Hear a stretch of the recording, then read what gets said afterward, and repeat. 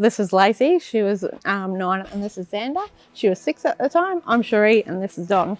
Back in 2016, the girls had a quad bike accident. If it wasn't for the chopper, we probably would have been in a bit of trouble there. It happened on the 27th of April, and Don found them.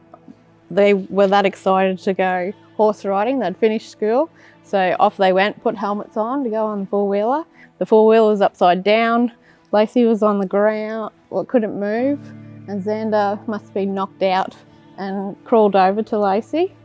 And they were saying, I can't move, and Zander was saying, I want mum. Don brought the girls home. We cleaned them up, rang 000. We gave them a bit of a wash down. Zander had clumps of hair coming out of her scalp here, and she had missing teeth, and Laycee was just really bruised on her left cheek where we thought she'd have a pelvis. But Zander was breathing like she'd had a punctured lung or something, we thought. And then when the ambulance officer arrived, Zander started spewing up congealed blood. And then Justin realised that it was time to ring the chopper to come and get the girls.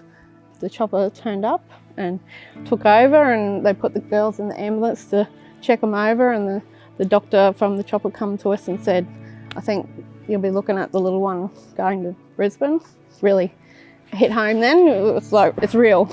So off we went. The chopper arrived about 6:30 that night, and they looked them all over, and it was time to go.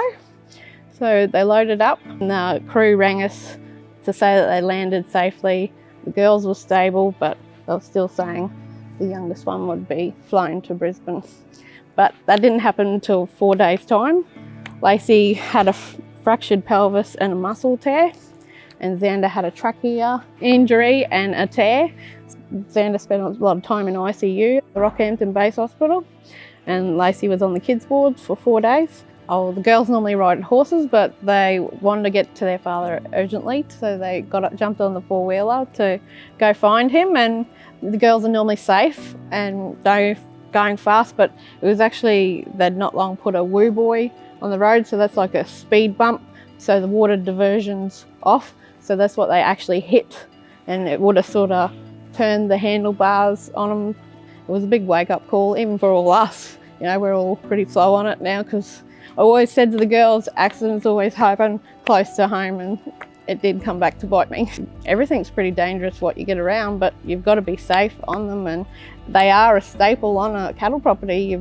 They're your main go-to. If your horse isn't available, you've got to jump on your four-wheeler and go. We'd really like to thank the rescue chopper for picking up the girls. It would have been a long journey for them into town, and anything could have happened in the meantime. So we really appreciate what they've done for us, and very thankful for them. And we donated money when we can. We donated after the girls who got hurt. We always put money in that tin at every shop you see. Your donation would help to make a difference, because you never know when you'll need it.